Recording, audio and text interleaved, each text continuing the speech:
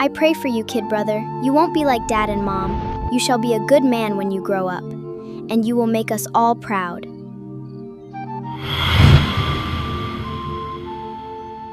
It started, like it always did, with raised voices.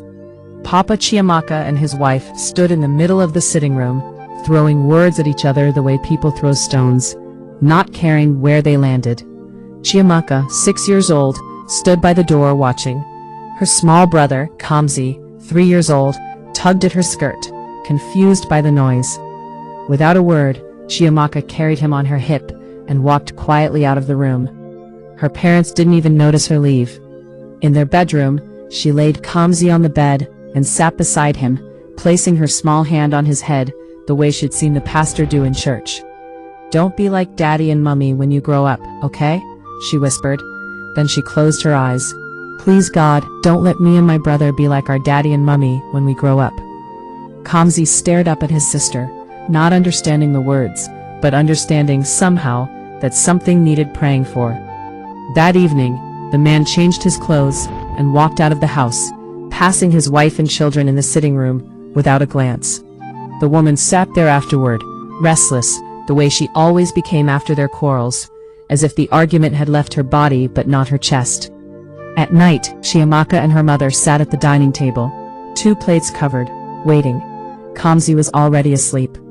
When the man finally returned, his wife stood and told him food was ready, that they'd waited for him. "I'm not hungry," he said, and walked past her into the room. She stood there a moment, then followed him inside without eating. Chiamaka asked if she wasn't going to eat either. Her mother said she wasn't hungry too, and left. Chiamaka sat alone at the table, her own appetite gone, and eventually went to bed without touching her food. The next morning, while her father dressed for work, Chiamaka, already in her school uniform, walked up to him and held his trouser leg. "Daddy, apologize to Mummy before you go, please." But when breakfast was served, he pushed the plate away and left the house without eating, leaving his wife standing by the table with the food growing cold in her hands. That day, at his shop, nothing sold well. Customers came, looked, and left. By evening, his account book showed less than half of what he usually made. He came home moody, quiet, his shoulders low. Chiamaka noticed immediately and asked what was wrong. "Today's market didn't move," he mumbled. Then Chiamaka asked, "You didn't apologize to Mummy like I told you?" He said nothing. She pressed further. "Daddy, have you noticed that any time you and Mummy are quarreling, your business doesn't go well?" The man froze, his eyes distant, as if something inside him had shifted. Before he could respond, Chiamaka stood and walked off to help her mother in the kitchen, leaving him alone with his thoughts. That Friday evening, the man went to see his friends, at the usual joint down the street, a small bar with plastic chairs and loud music. His friend Ibuka poured him a drink, and shook his head when he heard about the quarrel. You want to apologize? For what now?" Ibuka laughed. "Man, don't take that kind of shit from your wifo. Me, I don't take anything from mine. The day you start bowing and begging, that's the day she turns you to a boy husband. You hear me?" Another friend, Tunde, nodded in agreement, raising his bottle. "Real men don't kneel. Let her come and meet you. If you go and apologize now, she will use it against you forever." They all laughed, clinked bottles, and the man laughed with them, though something in his chest didn't quite agree. He walked home that night heavier than when he left, carrying advice that wasn't his to carry. Days passed, and the silence between the man and his wife grew teeth. They spoke only when necessary, about school fees, about NEPA taking light, about nothing that mattered. At night, they slept with their backs to each other, an invisible wall growing taller between them. Chiamaka watched all of it. She was 6, but she counted things older children didn't notice. How her mother's laughter had gone quiet, how her father ate faster now, like he wanted to finish and disappear into the room. She noticed how Kamsi had started sucking his thumb again, a habit he'd stopped since he turned 2. One evening she found her mother in the kitchen, staring at a pot of soup that had gone cold. "Mummy, are you crying?" Chiamaka asked softly. Her mother wiped her face quickly and forced a smile. "No, my dear. Smoke enter my eye." Chiamaka didn't believe her, but she nodded and hugged her mother's waist tightly, the way she'd seen her mother hug her when she was afraid of thunder. The business kept struggling. Every week the man and his wife exchanged cold words. His sales dropped further. He didn't connect it fully, not yet, but a heaviness followed him to the shop each morning, and heavy men don't sell well. His younger brother, visiting from the village, noticed how thin the man had become, how the joy had left his voice.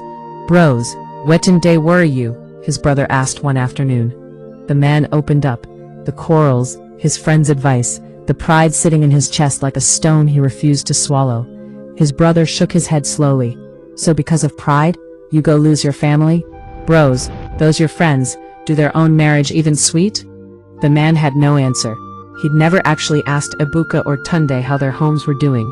He'd simply taken their words as gospel because it was easier to be told he was right than to be told he was wrong. One Sunday, without calling ahead, the man decided to visit Ibuka's house, the same friend who always warned him never to bow to his wife. He wanted to see, with his own eyes, what a home run on Never Apologize looked like. What he saw stopped him at the doorstep. Ibuka was in the kitchen, an apron tied over his belly, laughing as he stirred a pot while his wife sat on a stool, feet up, teasing him about his cooking. He bent down and kissed her forehead before serving her a plate first. When she complained her back was aching, he rubbed it gently, whispering something that made her laugh out loud. It was nothing like the man Ibuka became at the bar, loud, proud, full of warnings against boy husbands. At home, he was soft, he was present, he was, in every way, exactly what he told his friend never to be. Ibuka looked up and saw the man standing at the door, stunned. He laughed nervously. "Ah, Oga, come in now, why you dey stand like that?" The man smiled faintly and shook his head. No, I just came to greet, I'm going." He turned and walked home slowly, his mind replaying everything. The bar talk, the pride, the empty bed at night, his daughter's small voice asking him to apologize, and now this. A man who preached war at the bar, but practiced peace at home. He realized, walking those familiar streets, that he had been taking advice from a man whose actions never matched his words. He had let another man's mouth guide his own household, while that same man went home to soften, to kneel, to love. When he got home, his wife was in the kitchen, her wrapper tied loosely, humming an old church song under her breath despite everything, because that was who she was. A woman who could carry pain quietly and still hum. Chiamaka sat at the dining table doing her homework, and Kamsi was on the mat playing with an empty bottle. The man walked in, and for the first time in weeks, he didn't head straight to the bedroom. He stood at the kitchen doorway and watched his wife for a moment. The same woman who, despite his silence, still ironed his clothes every morning, still kept his food warm, even on nights he said he wasn't hungry, still prayed over him quietly when she thought he was asleep. He remembered suddenly all the small things she did that he'd stopped noticing. He walked in, and to her surprise, knelt down in front of her, right there on the kitchen floor. "I'm sorry," he said, his voice breaking slightly. "I'm truly sorry, for everything, for the things I said, for the nights I refused to eat your food out of pride, for making you and the children suffer my silence." His wife stood frozen for a second, her eyes filling up, and then she reached down and held his face in her hands. "It's okay," she whispered. "It's okay, I forgive you."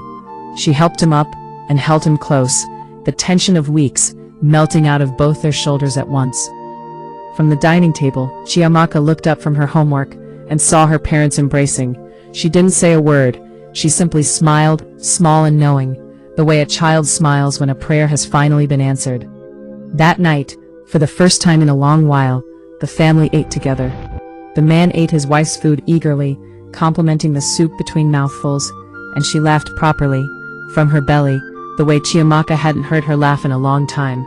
Kamsi banged his spoon happily on the table, and Chiamaka watched her parents, really watched them, and thought that maybe her prayer was working after all. Later, tucking her brother into bed, she leaned down and whispered to him, "See, I told you, God day." And somewhere in that small house, peace, which had been missing for weeks, quietly returned to sit at the table with them.